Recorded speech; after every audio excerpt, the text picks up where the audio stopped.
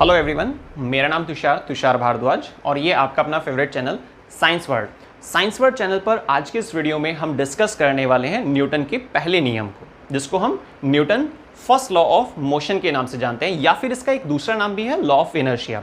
आज की वीडियो में हम फुल कॉन्सेप्ट को क्लियर करेंगे कि भाई एक्चुअल में इनर्शिया क्या है, क्या उसका एग्जाम्पल है, कितने प्रकार का इनर्शिया हो सकता है। ये सारी चीज़ें मतलब आप ये मानिए कि फर्स्ट लॉ आपको आज के वीडियो में फुल क्लियर होने वाला है। इसको स्टार्ट करने से पहले हमें कुछ बेसिक चीज़ मालूम होनी चाहिए। देखिए, एक्चुअल में जो हमारे साइंटिस्ट थे गैलीलियो, उन्होंने एक आइडिया प्रोवाइड किया था किसी ऑब्जेक्ट के मोशन को लेकर।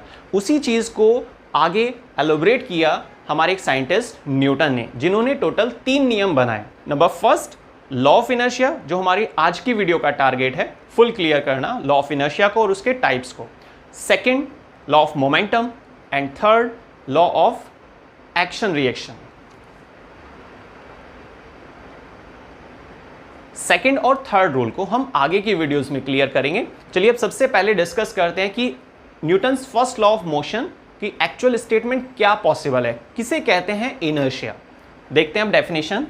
According to Newton first law of motion, a body continue to be in a state of rest और in a state of uniform motion along straight line until some external force is applied on body to change state। देखिए, इस definition में आपको समझाने की कोशिश की जा रही है कि भाई इनर्शिया क्या है। ठीक है, इनर्शिया देखिए एक प्रॉपर्टी होती है किसी ऑब्जेक्ट की, जिस प्रॉपर्टी की वजह से क्या होता है, वो ऑब्जेक्ट अपनी इनिशियल स्टेट में ही रहने की कोशिश करता है। लेकिन कब तक रहेगा? एक दिन, 2 दिन, कुछ घंटे या कुछ महीने, कब तक रहेगा? जब तक कि बाहर से कोई एक्सटर्नल फोर्स नहीं लगती। बाहर से लगने मतलब एक्सटर्नल फोर्स अप्लाई नहीं होती उस ऑब्जेक्ट पर, क्योंकि जो फोर्स लगेगी ना उस ऑब्जेक्ट पर, वही उसकी स्टेट को चेंज करने के लिए रेस्पॉन्सिबल है। अब हम इस डेफिनेशन को, मीनिंग तो आपको क्लियर हो गया, लेकिन अब इसी चीज को हम लाइंस के अकॉर्डिंग समझते हैं। A body continue to be in a state of rest. कोई बॉडी है, कोई ऑब्जेक्ट है, वो लगातार बना रहता है स्टेट ऑफ रेस्ट में या फिर स्टेट ऑफ यूनिफॉर्म मोशन में। कोई अगर रुका हुआ है तो रुका हुआ रहेगा, चल रहा है चलता रहेगा, क्योंकि इनिशियल स्टेट में बना रहने की कोशिश करता है ऑब्जेक्ट। ठीक है, स्ट्रेट लाइन। अंटिल, जब तक कि नहीं, some external force is applied, जब तक कि बाहर से कोई फोर्स अप्लाई नहीं होती तब तक। On a body to change state, तो जब तक कि बाहर से कोई फोर्स अप्लाई नहीं होगी ना किसी ऑब्जेक्ट पर, चाहे वो रुका हुआ हो या चलता हुआ हो, तब तक वो अपनी इनिशियल स्टेट में ही रहेगा, वो चेंज ही नहीं करेगा। चेंज करने के लिए क्या होता है, बाहर से फोर्स की नीड होती है। ये है Newton first law of motion, जिसको हम लॉ ऑफ इनर्शिया के नाम से भी जानते हैं। एग्जाम में बहुत बार क्वेश्चन आता है, क्लास 9th के लिए और क्लास 11th के लिए, दोनों क्लासेस के लिए बहुत इंपॉर्टेंट टॉपिक है Newton first law of motion, जिसको हम लॉ ऑफ इनर्शिया के नाम से जानते हैं। ठीक, क्लास 9th की अगर हम बात करते हैं तो force and laws of motion आपको इस तरह से चैप्टर मिलेगा, वहां आपको मिल जाएगा ये टॉपिक। और अगर हम क्लास 11th की बात करते हैं तो chapter number 5 laws of motion के अंदर आपको मिलेगा ये। ठीक है, चलिए अब आगे चलते हैं। डेफिनेशन क्लियर हो गई है। नेक्स्ट, एक्चुअल में देखिए इनर्शिया जो होता है ना, एक प्रॉपर्टी है, ये चीज़ आप नोट कर लेना हर एक ऑब्जेक्ट की। चलिए इस चीज़ को एक जनरल एग्जाम्पल से समझते हैं। आप गेम खेल रहे हैं तो आपका मन करेगा गेम खेलने का, लगातार आप सोचेंगे चलो भाई गेम ही खेलते रहते हैं, लेकिन कब तक? जब तक आपको कोई स्टिमुलस नहीं मिलेगा, इंटरनल स्टिमुलाई या एक्सटर्नल स्टिमुलाई।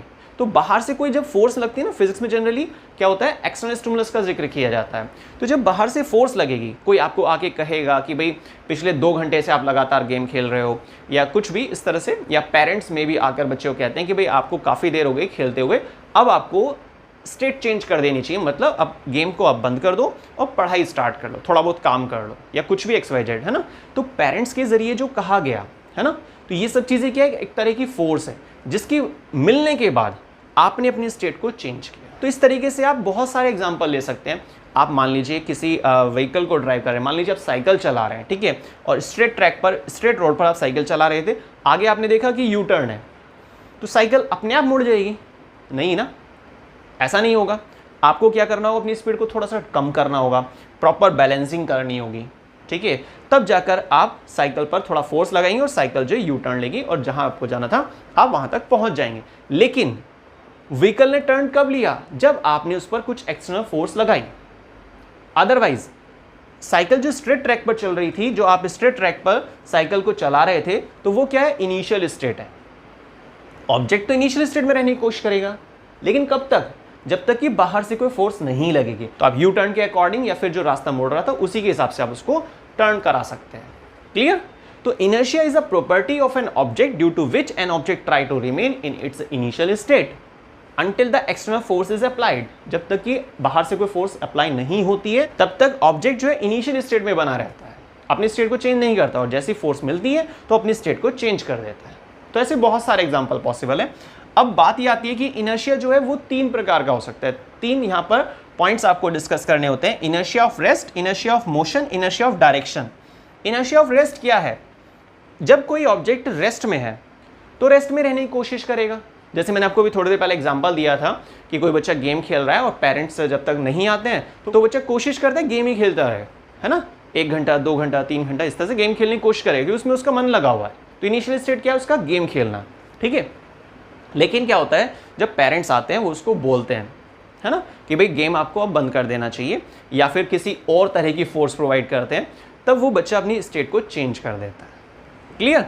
तो सेम ऐसी चीज़ है यहाँ पर, जिसको हमने एक हेडिंग बना दिया कि भाई इनर्शिया ऑफ रेस्ट। तो इनर्शिया ऑफ रेस्ट मतलब रेस्ट में रहना, तो रेस्ट उसकी इनिशियल स्टेट है। इनर्शिया ऑफ रेस्ट का एक बेस्ट एग्जांपल हुआ।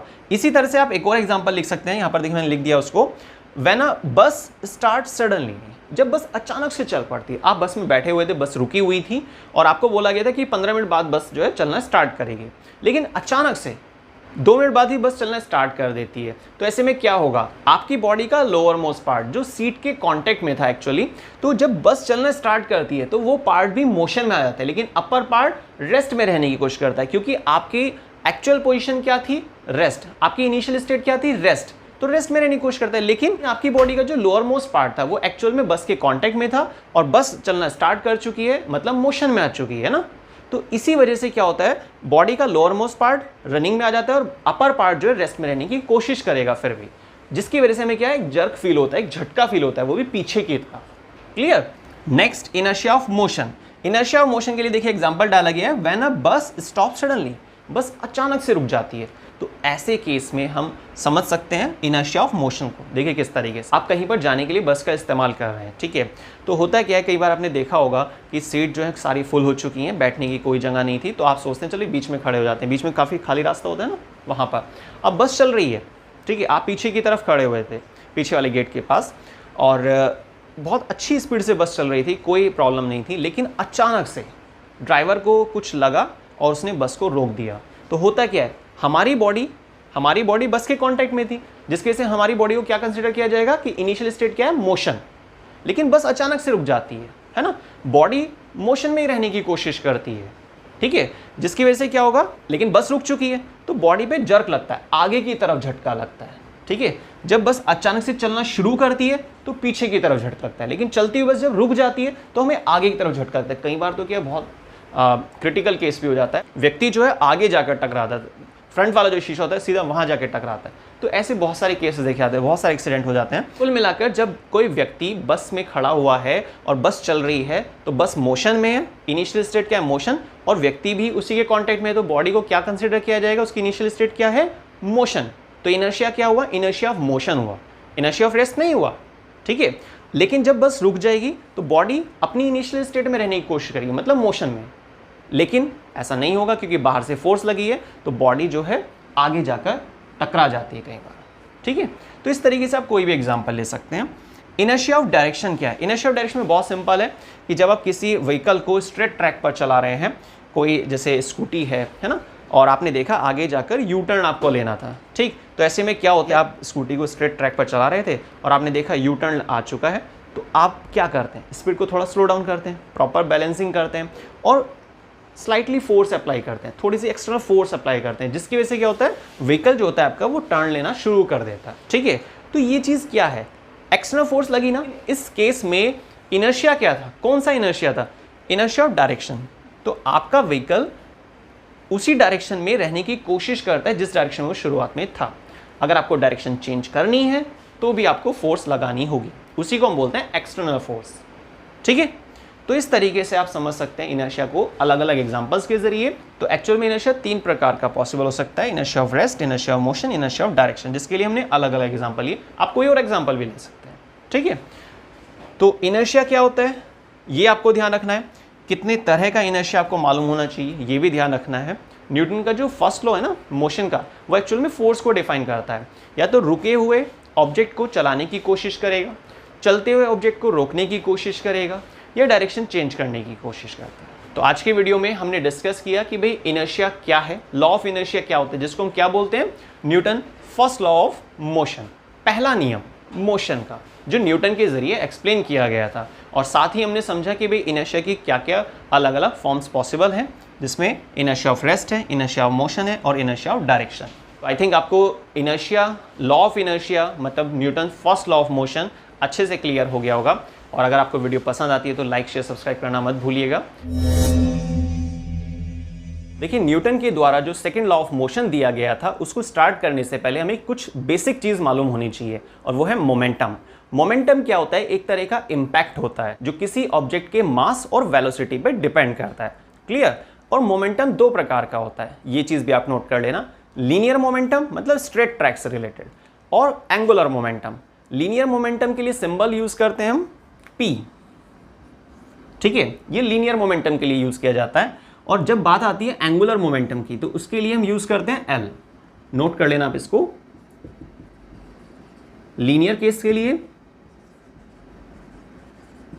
और ये एंगुलर के लिए, ठीक है। चलिए सबसे पहले हम Newton second law of motion की जो स्टेटमेंट है, पर्टिकुलर जो स्टेटमेंट है, उसको समझते हैं। Rate of change of linear momentum of a body is directly proportional to the external force applied on the body. किसी भी ऑब्जेक्ट का जो लीनियर मोमेंटम में आने वाला बदलाव है ना, देखिए यहां पर क्या लिखा है, rate of change of linear momentum, rate of change, ठीक है। किसी भी ऑब्जेक्ट के लिए जो लीनियर मोमेंटम में बदलाव आता है वो डिपेंड करेगा, किस पे डिपेंड करेगा, डायरेक्टली प्रोपोर्शनल। किस पे डिपेंड कर रहा है, external force applied on the object. तो इसी डेफिनेशन को यूज करते हुए एक फॉर्मूला बनाया जाता है, जिसको देखिए किस तरीके से लिखा जाता है, rate of change of momentum directly proportional to the force applied. लेकिन कौन सी फोर्स, एक्सटर्नल फोर्स, ठीक है। तो ये एक फॉर्मूला बनाया जाता है यहां पर, जिससे कि आपको बहुत ज़्यादा हेल्प मिलती है। हालांकि इस पर बेस्ड कुछ न्यूमेरिकल भी आते हैं, कुछ रीजनिंग भी आती है एग्जाम्स में, और डेफिनेशन भी, स्टेटमेंट भी आपको काफ़ी हद तक याद आ जाएगी अगर आपने इस फॉर्मूले को लर्न किया हुआ है। अब देखिए इस फॉर्मूले के जरिए क्या पता चल रहा है कि भाई मोमेंटम में आने वाला बदलाव, मोमेंटम में आने वाला बदलाव, मोमेंटम कौन सा, मैंने आपको स्टार्टिंग बताया लीनियर मोमेंटम, ठीक है, जो यहां पर डिस्कस किया जा रहा है, वो आप सिंबल से भी पता कर सकते हैं। तो मोमेंटम में जो लगातार बदलाव आ रहा है वो किस पर डिपेंड कर रहा है, फोर्स एक्सटर्नल पर। अगर फोर्स में आने वाला बदलाव बहुत कम है, ठीक है, अगर फोर्स बहुत कम अप्लाई हो रही है किसी भी ऑब्जेक्ट पर, तो मोमेंटम में भी बहुत कम बदलाव आएगा। या फिर हम इसी चीज को चेंज करके बोल सकते हैं कि भाई मोमेंटम में, किसी भी ऑब्जेक्ट के लीनियर मोमेंटम में जो चेंज आ रहा है वो बहुत कम है, बहुत धीमी गति से बदलाव है, तो इफेक्ट भी बहुत कम देखा जाएगा, फोर्स भी कम फील होगी उस ऑब्जेक्ट पर। क्लियर। इस चीज की बहुत सारी एप्लीकेशन है। अभी हम कुछ एग्जांपल्स को डिस्कस करेंगे, जिससे कि आपको ये टॉपिक 101% क्लियर होने वाला है। तो वीडियो को बिना स्किप करके शुरू से लास्ट तक देखिएगा, ठीक है। अब यहां पर एक छोटा सा पॉइंट आपको और नोट करना है कि जो बदलाव आता है ना, वो उसी डायरेक्शन में होता है जिस डायरेक्शन में फोर्स अप्लाई की जा रही है। लाइन लिख लेते हैं उसके लिए, change occurs in direction of force applied। जिस दिशा में फोर्स अप्लाई की जा रही है ना, उसी दिशा में बदलाव आता है, ठीक है। तो changes occurs in a direction of force applied, जिस दिशा में फोर्स अप्लाई की जा रही है उसी दिशा में मोमेंटम में भी चेंज देखने को मिलता है। Simple line. चलिए ये तो हमने स्टेटमेंट क्या है Newton second law of motion की, जिसको हम लॉ ऑफ मोमेंटम के नाम से भी जानते हैं, वो चीज क्लियर की। और उसी से रिलेटेड एक फॉर्मूला जो होता है ना, जिसमें हमने क्या समझा कि भाई rate of change of momentum जो है फोर्स एक्सटर्नल के डायरेक्टली प्रोपोर्शनल होता है। जितना ज्यादा फोर्स अप्लाई होती है किसी ऑब्जेक्ट पर, उतना ही ज्यादा मोमेंटम में भी बदलाव देखने को मिलता है। क्लियर। साथ में हमने एक इंपॉर्टेंट लाइन भी ली कि भाई जो बदलाव आता है ना, वो किस डायरेक्शन में होता है। ठीक है, जो चेंज होगा वो किस डायरेक्शन में होगा, जिस दिशा में फोर्स अप्लाई की जाएगी उसी दिशा में बदलाव भी आपको देखने को मिलेगा। ये सब चीज क्लियर हो गई है। अब हम कुछ इंपॉर्टेंट एग्जांपल्स को डिस्कस, वैसे तो बहुत सारे एग्जांपल हैं लेकिन कुछ खास एग्जांपल को हम यहाँ पे डिस्कस करेंगे जिससे कि ये टॉपिक आपको फुल्ली क्लियर होने वाला है। तो चलिए अब स्टार्ट करते हैं। Newton second law of motion की क्या एप्लीकेशन है, कहां पर हम इसको अप्लाई होते हुए देख सकते हैं। देखिए Newton second law of motion की, मतलब लॉ ऑफ मोमेंटम की, जो न्यूटन के द्वारा सेकंड नियम दिया गया था, दूसरा रूल दिया गया था, उसकी बहुत सारी एप्लीकेशन है। उनमें से हमने कुछ एप्लीकेशंस को यहां पर नोट किया है, जिसमें नंबर फर्स्ट पर है use of seat belt in car. देखिए जैसे कि आप जानते हैं कि कार में जो सीट बेल्ट दी जाती है उसको हम सेफ्टी बेल्ट के नाम से भी जानते हैं। ठीक है, सीट बेल्ट का मेन उद्देश्य क्या होता है, क्यों दी गई सीट बेल्ट कार में, वो इसीलिए ताकि पैसेंजर को बचाया जा सके, इंजरी से बचाया जा सके। ये सीट बेल्ट का अपना एक मेन पर्पस होता है। अब देखिए होता क्या है नॉर्मली कि जब कार अच्छी खासी स्पीड से चल रही होती है, ठीक है, तो और किसी रीज़न से अचानक से कोई भी रीज़न बना और ड्राइवर को ब्रेक अप्लाई करने पड़े, तो ऐसे में क्या होता है, इस दौरान क्या होता है कि कार का जो लार्ज मोमेंटम था वो बहुत ही शॉर्ट टाइम इंटरवल के दौरान जीरो हो जाता है। ठीक है, तो मोमेंटम में बहुत ज़्यादा बदलाव आता है। ठीक, तो इस दौरान क्या होता है, अगर आप फॉर्मूले से मैच करेंगे, rate of change of momentum remains directly proportional to the external force applied, तो मोमेंटम में बहुत ज़्यादा बदलाव हुआ, ठीक है, और वो जीरो पर आ गया है। तो ऐसी स्थिति में फोर्स बहुत ज़्यादा बढ़ जाती है जिसकी वजह से पैसेंजर को बहुत ज़्यादा इंजरी होती है। लेकिन अगर आप इस स्थिति से बचना चाहते हैं तो आपको सीट बेल्ट का यूज़ करना चाहिए। लेकिन सीट बेल्ट कैसे हमें प्रोटेक्ट करती है उस चीज़ को अब समझते हैं। देखिए एक एग्जांपल लेते हैं कि कार बहुत ज़्यादा स्पीड से चल रही है और किसी रीज़न से ड्राइवर को ब्रेक अप्लाई करने पड़े, लेकिन ऐसी स्थिति के दौरान जो पैसेंजर्स थे कार में उन सभी ने सीट बेल्ट को यूज़ किया है। ठीक है, सीट बेल्ट वो यूज़ कर रहे हैं। तो अब होगा क्या, कार का जो लार्ज मोमेंटम है वो बहुत ही शॉर्ट टाइम ड्यूरेशन के दौरान जीरो पर आ जाएगा, तो फोर्स का इफेक्ट बहुत ज़्यादा बढ़ेगा जिसकी वजह से बॉडी जो है जर्क लेगी फॉरवर्ड डायरेक्शन में, बॉडी को झटका लगेगा या आप कह दीजिए बॉडी मूव करने की कोशिश करेगी आगे की तरफ। लेकिन जैसे मैंने आपको बताया कि जो पैसेंजर्स हैं वो सीट बेल्ट यूज कर रहे हैं, बॉडी जब फॉरवर्ड डायरेक्शन में आगे की तरफ जब मूव करने की कोशिश करेगी तो सीट बेल्ट की स्ट्रेचेबिलिटी के बेसिस पर मोमेंटम जो है बहुत धीरे धीरे चेंज होगा, तो टाइम ड्यूरेशन बढ़ जाएगा क्योंकि मोमेंटम एकदम से जीरो नहीं होगा।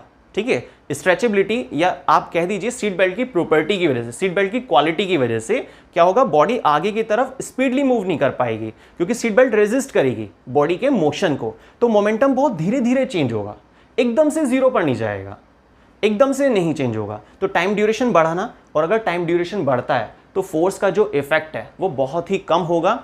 इस तरीके से सीट बेल्ट पैसेंजर को सेफ मोड में रखती है या इंजरी से बचा लेती है। Clear?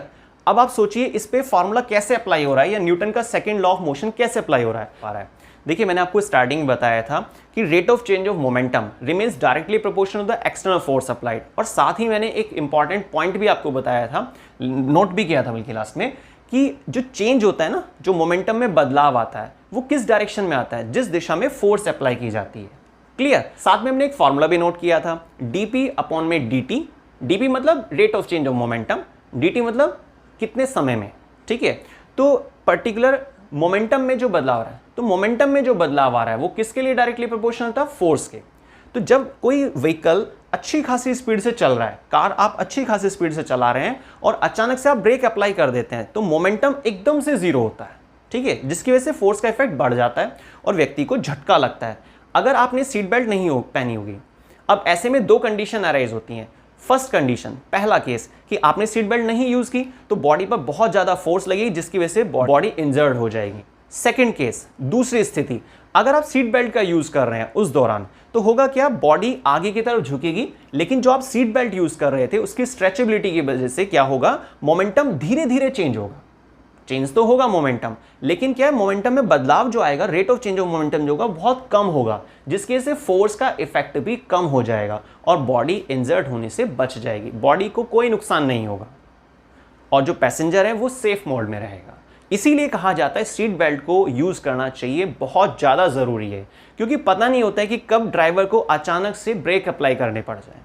Clear? First application clear हो गई। अब समझते हैं सेकंड को, हाई जंप। हाई जंप के दौरान भी देखिए सेम स्थिति होती है, क्योंकि रीजन तो वही चलेगा, क्योंकि application second law of motion की चल रही हैं। देखिए जब आप हाई जंप करते हैं ना, ऊंचा जंप करते हैं, तो ऐसे में क्या होता है, या तो आप सैंड पर जंप कर रहे हैं या फिर कोई कुशन वाला मटेरियल था उस पर जंप कर रहे हैं। तो जब आप किसी सैंड पर जंप करते हैं ना, तो जंप करने के बाद जैसे ही बॉडी कांटेक्ट में आती है सैंड के, तो धीरे धीरे उसका मोमेंटम बदलता है। और जैसे ही मोमेंटम में चेंज तो आएगा, वो बात ठीक है, लेकिन जो मोमेंटम में चेंज आ रहा है वो एकदम से नहीं आ रहा है, वहां पर टाइम ड्यूरेशन बढ़ गया है। और जैसे ही टाइम ड्यूरेशन बढ़ेगा, मोमेंटम में धीरे धीरे चेंज, बहुत कम चेंज आएगा। तो ऐसे में आप क्या बोलेंगे, फोर्स का जो इफेक्ट होगा वो बहुत ही कम होगा। क्लियर? और बॉडी को कोई नुकसान नहीं होगा। तो सेम लॉजिक अप्लाई हो रहा है सेकेंड एप्लीकेशन में भी, जैसे कि हमने फर्स्ट में समझा था, क्योंकि वहां पर भी मोमेंटम में चेंज धीरे धीरे आ रहा था, जिसकी वजह से फोर्स का इफेक्ट कम हो गया था। लेकिन फर्स्ट केस में किस वजह से ऐसा हुआ था, सीट बेल्ट की वजह से। और सेकंड केस में किस वजह से हो रहा है, सैंड की वजह से, हीप ऑफ सैंड की वजह से, है ना। ठीक है, अब आते हैं नेक्स्ट थर्ड एप्लीकेशन पर, कैचिंग एक क्रिकेट बॉल।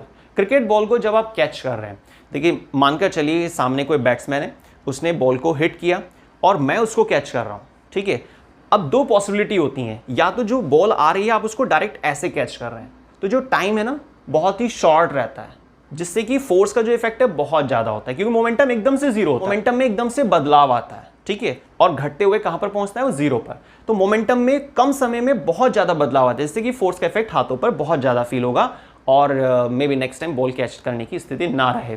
ठीक है, अब सेकेंड पॉसिबिलिटी क्या है, दूसरा तरीका क्या हो सकता है, बैट्समैन ने बॉल को हिट किया, अब मैंने उसको कैच करना था बॉल को, तो जैसे ही बॉल नजदीक आती है तो मैंने हाथों को ऐसे पीछे की तरफ किया, जिसकी वजह से क्या होता है, टाइम ड्यूरेशन बढ़ जाता है। तो rate of change of momentum, momentum में जो बदलाव आएगा ना वो धीरे धीरे आएगा। ठीक है, तो टाइम बढ़ा, जिसकी वजह से क्या होगा, हाथों पर बॉल के द्वारा जो फोर्स का इफेक्ट है वो काफी कम हो जाएगा।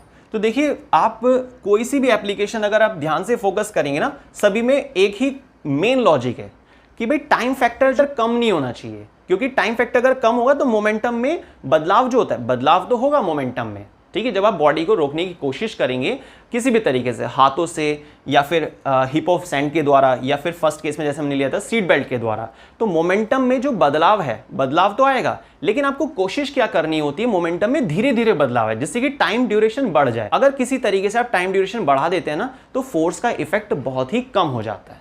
क्लियर? तो आज की वीडियो में हमने Newton second law of motion क्या है और उसकी 3 इंपॉर्टेंट एप्लीकेशंस को डिस्कस किया। ठीक है, और वीडियो अगर आपको बहुत पसंद आती है तो लाइक शेयर सब्सक्राइब करना मत भूलिएगा। चलिए सबसे पहले स्टेटमेंट देखते हैं कि Newton third law of motion की क्या सिंपल स्टेटमेंट पॉसिबल है। To every action there is always equal and opposite reaction. जब भी एक्शन देखने को मिलता है तो रिएक्शन जरूर होता है। ऐसा कभी भी पॉसिबल नहीं है, कोई ऐसा एग्जांपल नहीं है जिसमें एक्शन हो रहा हो लेकिन रिएक्शन ना हो। एक सिंपल सा एग्जांपल लेते हैं इसके लिए। ये मेरे पास मार्कर है, मैंने इस मार्कर से इस व्हाइट बोर्ड को हिट किया, साउंड आया ना। तो जब मैंने इस मार्कर के जरिए फोर्स अप्लाई की व्हाइट बोर्ड पर, तो ऐसे में क्या होता है, ये फोर्स जो अप्लाई की जा रही है इसको हम क्या बोलेंगे, एक्शन फोर्स। लेकिन जो साउंड आया वो क्या, रिएक्शन फोर्स है। इसी तरह से आप कोई भी एग्जांपल ले सकते हैं। चलिए एक और एग्जांपल देखते हैं। स्कूल की जब छुट्टी होती है ना, तो वहाँ पर बड़ी भीड़ भाड़ हो जाती है, बच्चों को बहुत जल्दी रहती है स्कूल से बाहर निकलने की। हालांकि वैसे तो जो स्कूल का मैनेजमेंट है वो उसको कंट्रोल करता है, ठीक है, गार्ड वगैरह उसको कंट्रोल करते हैं ताकि बच्चों को चोट वगैरह ना लगे, ठीक है, कोई इंजरी ना हो। लेकिन फिर भी बहुत बार ऐसा देखने को मिल जाता है कि कुछ शैतान बच्चे होते हैं, वो क्या करते हैं, जानबूझकर ऐसे किसी हल्के फुल्के बच्चे को हिट कर देते हैं, धक्का दे देते हैं और वो गिर जाता है। अब आपको इस कंडीशन में सोचकर बताना है कि भाई एक्शन फोर्स कौन सी है और रिएक्शन फोर्स कौन सी है। ठीक है, तो इस चीज को, ये एक छोटा सा क्वेश्चन है जो आपको दिया जा रहा है, आप कमेंट करके बताइएगा मेरे को कि इस एग्जांपल के दौरान एक्शन फोर्स और रिएक्शन फोर्स कौन सी है। ठीक है, चलिए अब आते हैं आगे। नेक्स्ट, यहां पर एक फॉर्मूला भी पॉसिबल होता है इसी स्टेटमेंट के बेस पर जो जनरेट किया जाता है, F is equal to minus F. Simple formula है, इससे बहुत सारी रीजनिंग क्लियर होती है। ये एक्शन फोर्स है, याद रखिएगा, ये जो प्लस वाली फोर्स है इसको हम क्या बोलेंगे, एक्शन फोर्स, जो अप्लाई की जा रही है। ठीक है, रिएक्शन फोर्स कौन सी है, नेगेटिव वाली। ठीक, लिख लेते हैं इसको यहां पर। ठीक है, तो action force is equal to reaction force, लेकिन ये जो रिएक्शन फोर्स है वो कैसी होती है, हमेशा माइनस में होती है, ये चीज़ आप ध्यान रखना, ठीक है।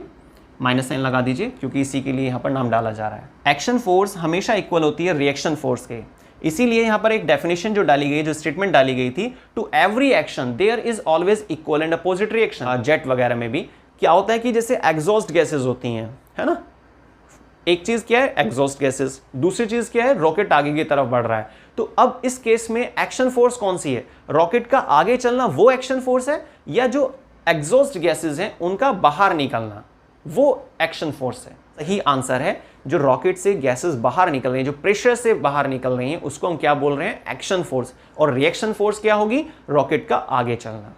क्लियर। तो बस आपको एग्जांपल के दौरान ये समझना होगा एक्शन फोर्स कौन सी है और रिएक्शन फोर्स कौन सी है, और साथ ही ये चीज भी याद रखनी होगी कि एक्शन फोर्स मतलब पॉजिटिव, रिएक्शन फोर्स मतलब नेगेटिव।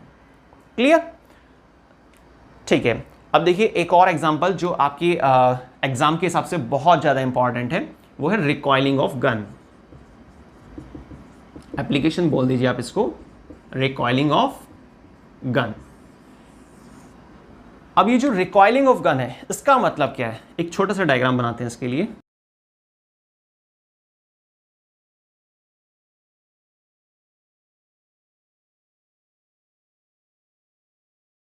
देखिए ये कोई पिस्टल है, इस पिस्टल से बुलेट बाहर निकल रही है, तो जब आपने ट्रिगर दबाया, ठीक है, तो क्लिक करेगा, उससे क्या होगा, जो बुलेट उसके अंदर लगी होती है वो बाहर निकलती है, अच्छी खासी वेलोसिटी से बाहर निकलती है। तो इस दौरान जो पिस्टल है वो पीछे की तरफ झटका लेती है, उसी को रिकॉइलिंग बोलते हैं। पिस्टल का पीछे की तरफ झटका लेना उसको रिकॉइलिंग कहा जाता है, ये चीज याद रखना। ऐसा नहीं है कि आप सोचेंगे भाई बुलेट बाहर निकल रही है वो रिकॉइलिंग है, ठीक है। तो इस कंडीशन के दौरान इस पूरे एग्जाम्पल में एक्शन फोर्स कौन सी है और रिएक्शन फोर्स कौन सी है, ये भी आपको कमेंट करके बताना है। कुछ भी अगर आपको डाउट लगता है तो आप प्लीज कमेंट जरूर कीजिएगा और जल्द से जल्द उसका रिप्लाई किया जाएगा, ठीक है। सोचना बहुत इजी है, एक बार केस को फिर से डिस्कस कर लेते हैं। ये कोई पिस्टल है, पिस्टल में आपने ट्रिगर को प्रेस किया, जिससे क्या होगा, एक क्लिक जनरेट होगा, एक फोर्स जनरेट होगी, जिसकी वजह से बुलेट बाहर निकलेगी। और जब बुलेट बाहर निकलती है, पिस्टल से जब गोली निकलती है, ठीक है, तो उस गोली के निकलने की वजह से पिस्टल पीछे की तरफ झटका लेती है। तो इस दौरान एक्शन फोर्स और रिएक्शन फोर्स क्या है, ये चीज आपको बतानी है। क्लियर, सिंपल क्वेश्चन है, बहुत आसानी से बता सकते हैं आप। तो आई थिंक आपको Newton third law of motion बहुत अच्छे से क्लियर हो गया होगा, जिसको हम एक्शन रिएक्शन के नियम के नाम से भी जानते हैं, ठीक है। कुछ हमने यहाँ पर एप्लीकेशन को डिस्कस किया, काफ़ी सारी हैं यहाँ पर। जैसे कि सबसे पहले मैंने आपको बताया था कि भाई मैंने मार्कर से एक फोर्स अप्लाई की है, अप्लाइड फोर्स कह सकते हैं आप इसको, और ऐसे हिट किया, तो जैसे ही फोर्स अप्लाई की बॉडी कांटेक्ट में आती हैं, तो क्या होता है, साउंड जनरेट हो रहा है। आप सुन भी पा रहे होंगे उसको, ठीक है। तो एक्शन फोर्स कौन सी है, जो मैंने अप्लाई की, मार्कर के द्वारा जो मैंने फोर्स अप्लाई की है व्हाइट बोर्ड पर, और जो साउंड जनरेट हो रहा है वो क्या है, रिएक्शन फोर्स। रिएक्शन फोर्स को हमेशा माइनस में लेते हैं। सेकंड हमने एग्जांपल लिया, एक स्कूल का केस डिस्कस किया कि जब स्कूल से छुट्टी होती है, बच्चों की भीड़ बाहर निकलती है, तो बच्चों को बहुत जल्दी रहती है, तो कुछ शैतान बच्चे भी होते हैं उस भीड़ में, जो क्या करते हैं, जानबूझ के एक हल्के फुल्के बच्चे को देखकर कि हाँ भाई वो हमारा टारगेट है, फिक्स कर लेते हैं पहले से ही, और उसको ऐसे धक्का दे देते हैं। अब वो गिर जाता है बेचारा, है ना, सीधा सा बच्चा है, हल्का फुल्का है। अब इस दौरान एक्शन फोर्स रिएक्शन फोर्स क्या है, वो मैंने आपको बताने के लिए बोला, ठीक है। तो आप उसका भी कमेंट कीजिएगा। और साथ ही मैंने एक आपको और क्वेश्चन दिया, रिकॉइलिंग ऑफ गन, जो बहुत इंपॉर्टेंट एप्लीकेशन है एग्जाम के हिसाब से भी। रिकॉइलिंग ऑफ गन में दो अलग अलग कंडीशन के आधार पर एक्शन फोर्स और रिएक्शन फोर्स पूछा जाता है। मैंने आपसे जो फोर्स पूछी है कि आपको कौन से कंडीशन के दौरान एक्शन फोर्स और रिएक्शन फोर्स बतानी है, वो क्या थी, समझते हैं एक बार फिर से। कि भाई ये पिस्टल है, पिस्टल में आपने ट्रिगर प्रेस किया, ट्रिगर पर फोर्स अप्लाई की, एक फोर्स जनरेट होगी, जिसकी वजह से क्या होता है, पिस्टल से बुलेट बाहर निकलती है, ठीक है। तो पिस्टल से जब बुलेट बाहर निकली, उस बुलेट के बाहर निकलने की वजह से पिस्टल ने पीछे की तरफ झटका लिया इस दौरान, क्योंकि इसी को तो रिकॉइलिंग बोलते हैं, पिस्टल का पीछे होना, ठीक है। तो इस दौरान एक्शन फोर्स और रिएक्शन फोर्स कौन सी है, ये चीज आपको समझनी है। तो ये हमारे पास टॉपिक था Newton's third law of motion, जिसको एक्शन रिएक्शन के नाम से भी जाना जाता है। इसके लिए एक सिंपल फॉर्मूला है, एक छोटे से स्टेटमेंट है और कुछ एप्लीकेशंस हैं। बहुत सारी एप्लीकेशंस होती हैं, आप उसको सोचिएगा। अगर आपको कुछ भी किसी भी एप्लीकेशन में डाउट लगता है कि भाई इसमें एक्शन फोर्स कौन सी है, रिएक्शन फोर्स कौन सी है, और आप उसको नहीं समझ पा रहे हैं, तो आप प्लीज़ कमेंट ज़रूर कीजिएगा और कोशिश की जाएगी जल्द से जल्द उसका रिप्लाई करने की। बाकी जुड़े रहिए साइंस वेयर चैनल से। इसी तरह से वीडियोस को देखते रहिए, और वीडियोस अगर आपको बहुत पसंद आती हैं तो लाइक कीजिए, शेयर कीजिए, अपने सभी फ्रेंड्स तक शेयर कीजिए वीडियोस को। और अगर आप हमारे चैनल पर नए हैं, आपने सब्सक्राइब नहीं किया है, तो चैनल को सब्सक्राइब कर सकते हैं, क्योंकि साइंस वर्ड चैनल पर आपको इसी तरह की वीडियोस रेगुलर मिलती हैं। तो मिलते हैं नेक्स्ट वीडियो में साइंस के एक नए टॉपिक के साथ। वीडियो को स्टार्टिंग से लास्ट तक देखने के लिए बहुत बहुत धन्यवाद।